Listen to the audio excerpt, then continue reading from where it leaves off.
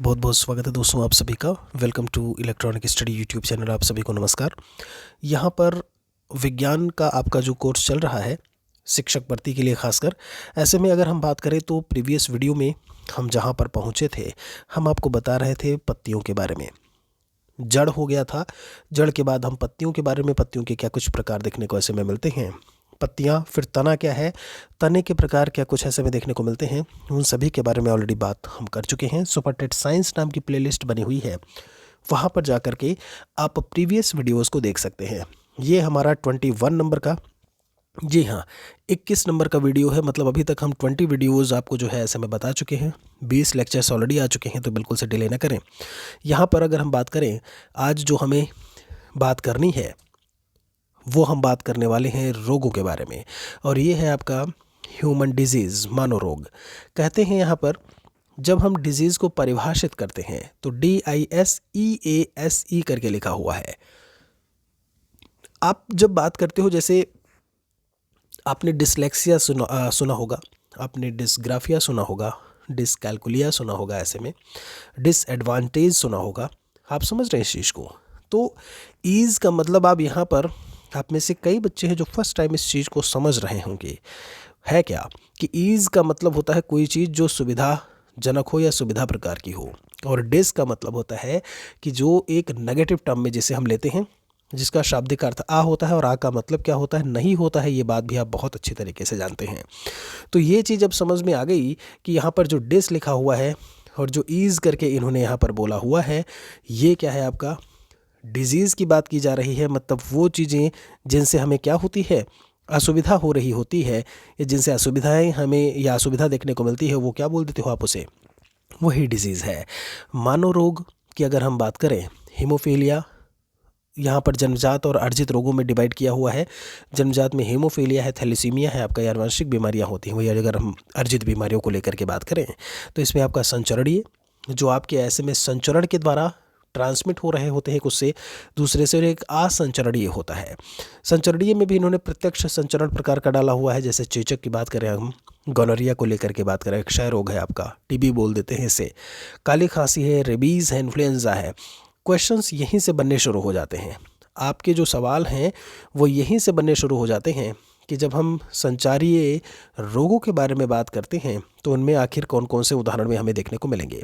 वहीं अगर हम यहाँ से बात करें आपके असंचारीय रोगों के बारे में, मधुमेह है, कैंसर है, एलर्जी को लेकर के, पोषक तत्वों की कमी से होने वाले जो भी रोग हैं उसको इसमें शामिल किया गया है।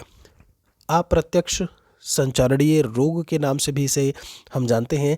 हैजा, मलेरिया, टाइफाइड करके बोला है, पोलियो बोला है, डेंगू, फाइलेरिया, ये इनके उदाहरण में शामिल होंगे। बात होती है जब हम जन्मजात मानव रोग के बारे में बात करते हैं, इन्होंने लिखा है कि जन्मजात शिशु में जन्म से ही ये पाए जाते हैं। आनुवांशिक विकार, हार्मोन संतुलित न होना, प्रतिरक्षा प्रणाली काम नहीं करती है, और इनके उदाहरणों में इन्होंने बताया हुआ है कि कौन कौन सी चीज़ें मिलेंगी। तो थैलेसीमिया है, उन्होंने हीमोफीलिया का नाम लिया है, यहाँ पर लिखा है, यहाँ पर रक्ताल्पता लिखा हुआ है, खून की कमी जिसे कह देते हैं हम। आगे कहते हैं यहाँ पर अर्जित रोगों में रोगाणु है, भोजन है, पानी है, वायु व त्वचा के माध्यम से शरीर में प्रवेश करते हैं। ध्यान रखिएगा, ये ऐसी चीज़ें हैं जो आपके रोगाणुओं से हो सकती हैं। जो यहाँ पर लिखा है ये आपका भोजन को लेकर के हम बात करें, ये पानी को लेकर के बात करें, हम वायु को लेकर के बात करें, तो इनसे ये चीज़ें जो है वो हमें देखने को मिलेंगी, या फिर ये रोग जो है वो देखने को मिलेगा। आगे कहते हैं अगर हम अर्जित रोग के प्रकार की बात करें, संक्रामक रोग, तो वायरस है, बैक्टीरिया है, प्रोटोजोआ है, कवक है, या कीड़ों की वजह से होते हैं। अगर हम संक्रामक रोगों की बात करते हैं जो संक्रमण से फैलता है। वहीं अगर हम इसमें बात करें असंचरणीय रोग, पोषक तो हो गया, विटामिन या जो खनिज होते हैं, मिनरल्स होते हैं, उनकी कमी से ये रोग देखने को मिलते हैं। तो आप यहाँ पर जैसे कैंसर हो गया, एलर्जी हो गया, सबसे मुख्य चीज़ आपकी ने क्या पहचानी यहाँ पे, संक्रामक में वो सारे काम करते हैं। कौन? जीवाणु काम करेगा, विषाणु काम करेगा, प्रोटोजोआ काम करेगा, फंगस यानी कवक काम करेगा।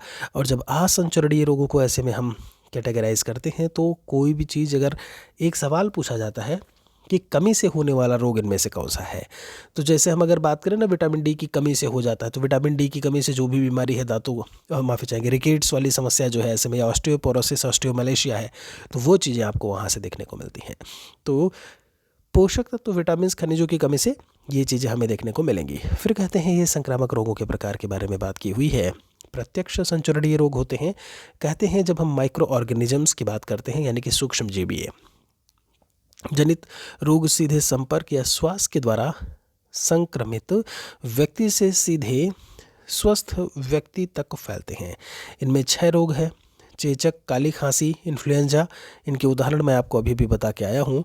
आगे कहते हैं अगर हम अप्रत्यक्ष संचरणीय रोगों के बारे में बात करें तो कुछ सूक्ष्म जीवों द्वारा रोगी से स्वस्थ मनुष्यों में जो है क्या होते हैं, फैलते हैं। मलेरिया है, हैजा है, पोलियो हो गया, डेंगू है, अफ्रीकन निद्रा रोग है, ये सारे आपके अप्रत्यक्ष संचरणीय रोगों में देखने को मिलेंगे। अब यहाँ पर अगर हम बात करें कि जो वायरस से होने वाली जो बीमारियाँ हैं, यहाँ पर क्या क्या है, ऐसे में रोग क्या है, रोगाणु क्या है, और संचरण का तरीका क्या है, कि आखिर ये अगर इन्फेक्टेड होता है इंसान से तो किस तरीके से होता है।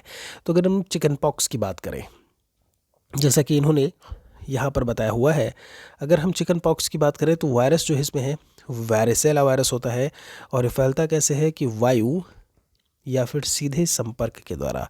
स्मॉल पॉक्स की बात की हुई है, ये है आपका वायरोला मेजर और वायरोला माइनर करके यहाँ पर वायरसेस जो है वो देखने को मिलेंगे जो रोगाणु हैं। और अगर हम बात करें संचरण का तरीका, तो वही संचरण का तरीका है जो आपका यहाँ पर इन्होंने बताया हुआ है। क्या बताया है, वायु या फिर सीधे संपर्क से जो है ये चीज़ें मिलेंगी देखने को। फिर बात होती है खसरा है, तो रुबोला करके लिखा है, रुबेला कहीं कहीं आपको मिलेगा, वायु से फैलता है। ये पोलियो की बात की जाए तो पोलियो वायरस। दूषित भोजन, जल लिखा हुआ है। हम रेबीज़ को लेकर के बात करें, यहाँ से रेबीज़ हो गया तो रेबीज़ वायरस है यहाँ पर। रेबीज़ जो है वो कुत्ते के काटने से होता है। हेपेटाइटिस बी वायरस दूषित जल से होता है ये। आगे क्या कहते हैं, अगर हम डेंगू की बात करते हैं तो डेंगू वायरस नाम है, ये है आपका एडीज़ एजिप्टी मच्छर। एड्स जो है वो HIV होता है, इसे हम लोग ह्यूमन इम्यूनो वायरस बोल देते हैं। क्या बोलते हैं इसे हम, ह्यूमन इम्यूनो वायरस या ह्यूमन इम्यून वायरस। आपकी इम्यूनिटी सिस्टम को कमज़ोर करता है और फिर आदमी का शरीर जो है वो क्षीण होता चला जाता है, डिके होता चला जाता है। इसमें दूषित रक्ताधान या असुरक्षित यौन संबंध, अगर ये चीज़ें देखने को मिलती हैं तो व्यक्ति जो है वो इस बीमारी से ग्रस्त हो जाता है। ये एक बैक्टीरिया करके यहाँ पर अगर मैं अब मैं बैक्टीरिया की अगर बात करूँ, ये तो वायरस का हो गया। बैक्टीरिया में ट्यूबरक्लोसिस है, माइकोबैक्टीरियम ट्यूबरक्लोसिस लिखा हुआ है। टीबी बोलते हो जिसे आप वायु द्वारा या सीधे संपर्क द्वारा जो है देखने को मिलेगा। टाइफाइड की बात करें तो साल्मोनेला, क्या लिखा हुआ है, साल्मोनेला टाइफी दूषित भोजन से हमें देखने को मिलेगा। हैजा, कॉलरा करके आप बोल देते हो इसे, विब्रियो कॉलरी करके है, ये भी दूषित भोजन से देखने को मिलेगा। जो इस समय हम पढ़ा रहे हैं, यहाँ से आप कम से कम 2 नंबर का सवाल मान के चलो, 1 से 2 नंबर का क्वेश्चन यहाँ से पक्का है, पूछा जाता है। किस बीमारी से कौन सा रोग होता है, किसकी कमी से कौन सा रोग होता है, उसका उपचार क्या कुछ है। और आपसे ऐसे पूछेगा कि आपका, अगर मैं बात करूँ कि टाइफाइड है तो टाइफाइड विषाणुओं से होता है, जीवाणु से होता है, कवक से होता है, प्रोटोजोआ से होता है। इस तरीके के क्वेश्चंस बहुत पूछे जाते हैं। डिप्थीरिया, कॉर्निबैक्टीरियम डिप्थीरी है, वायु या सीधे संपर्क के द्वारा। लैप्रोसी, कुष्ठ रोग आपने देखा होगा। अब ऐसे में तो कुष्ठ रोग खत्म सा हो गया भारत से अगर हम बात करें। माइकोबैक्टीरियम लैप्रोसी करके दिया हुआ है यहाँ पर, संक्रमित व्यक्ति के संपर्क से या संपर्क के द्वारा जो है वो देखने को मिले। काली खांसी की बात करें तो बॉर्डीटेला पैट्रिसिस करके है, वायु या सीधे संपर्क से जो है ये देखने को मिलता है। फिर बात आती है कि प्रोटोजोआ से रोग आखिर कौन कौन से होते हैं, तो मलेरिया ज्वर इसी में शामिल है। देखिए इन्होंने बताया हुआ है, मलेरिया ज्वर में इन्होंने प्लाज्मोडियम लिखा है जो एनोफिलीज मादा मच्छर से होता है। अमीबिक डिसेंट्री लिखा है, यानी कि एंटमीबा हिस्टोलिटिका, पेचिस जिसे बोलते हो ना आप, ऐसे में एंटमीबा हिस्टोलिटिका। दूषित भोजन व जल की बात की हुई है। फिर आपका लिश्म नियासिस करके लिखा है जिसे काला आजार बोलते हैं, तो ये आपका यहाँ पर लिरामानिया करके लिखा है सैंड फ्लाई के काटने पर। फिर कहते हैं यहाँ पर ट्रिपैनोसोमियासिस करके लिखा है, इसे हम लोग अफ्रीकन स्लीपिंग सिकनेस के नाम से जानते हैं।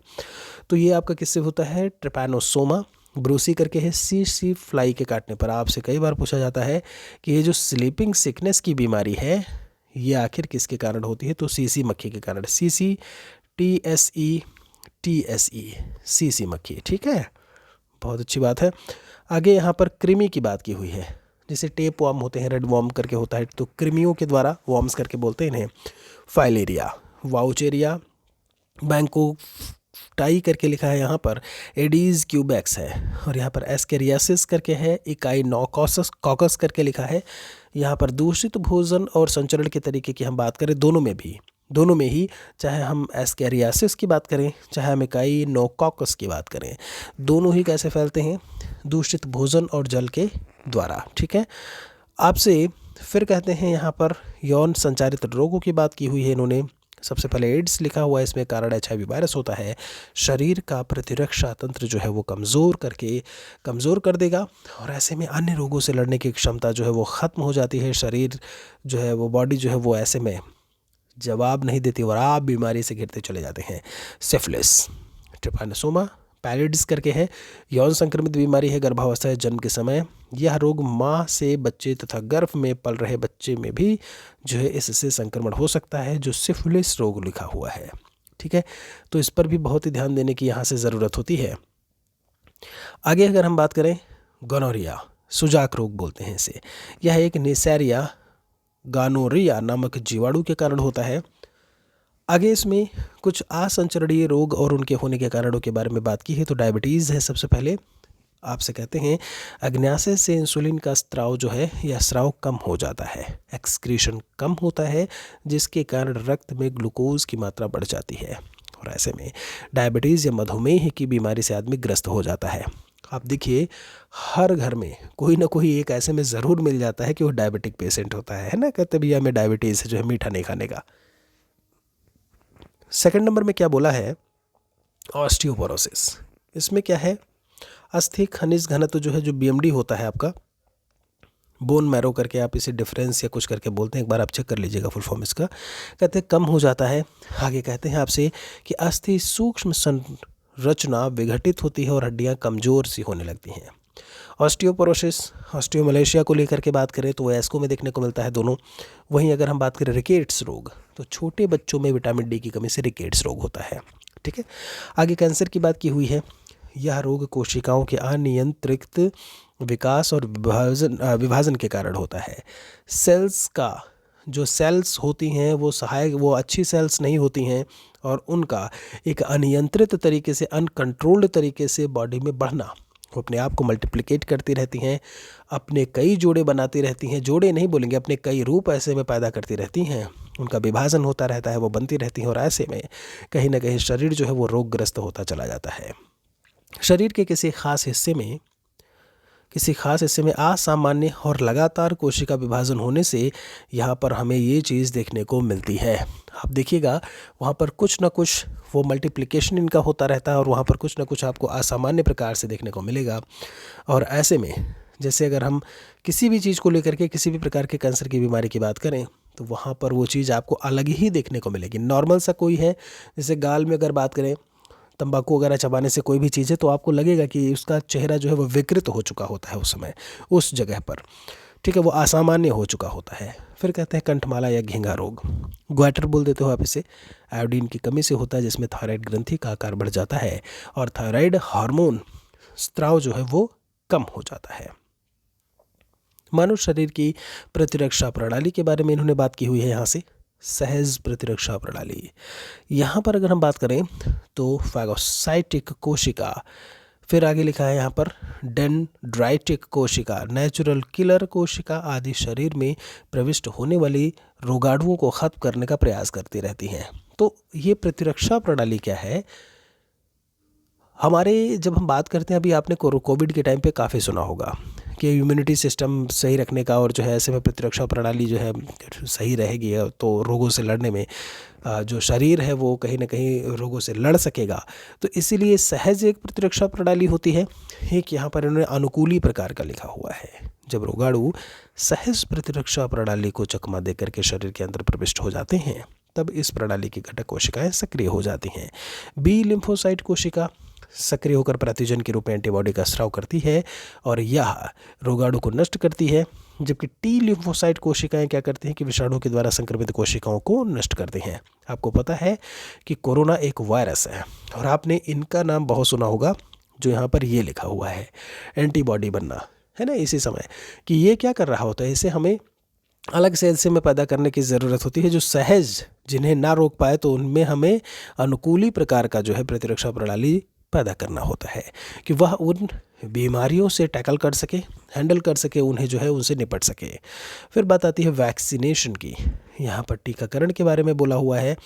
अगर हम टीकाकरण की बात करते हैं, लिखा है, कहा गया भाई, ओके, वैक्सीनेशन। सर्वप्रथम अंग्रेज चिकित्सक एडवर्ड जेनर ने चेचक के विरुद्ध टीका जो है वो तैयार किया था।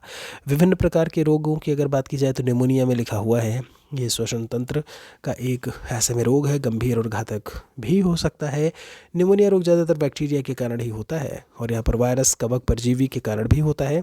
ये बात भी इन्होंने जो है क्या की हुई है, उसका भी इन्होंने जिक्र किया हुआ है। ठीक है, बड़ी अच्छी चीज़ है।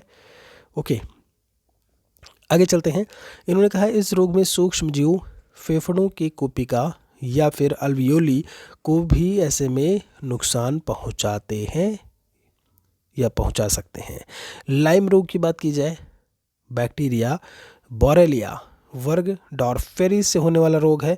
तो ये कुछ टेक्निकल टर्म्स हैं जो ऐसे में आपको याद रखने पड़ सकते हैं। फिर कहते हैं इसमें छल्ले के रूप में लाल दाने और सूजन जो है वो देखने को मिलती है। जीवाणु एक टिक इक्सोडस के काटने से ऐसे में फैलता है। घास है, झाड़ियाँ हैं, चलने वाले पालतू जानवरों से भी ये रोग क्या होता है, ये आपके जो है वो चरने वाले या फिर पालतू जानवरों से भी ये चीज़ें आपको देखने को मिलेंगी।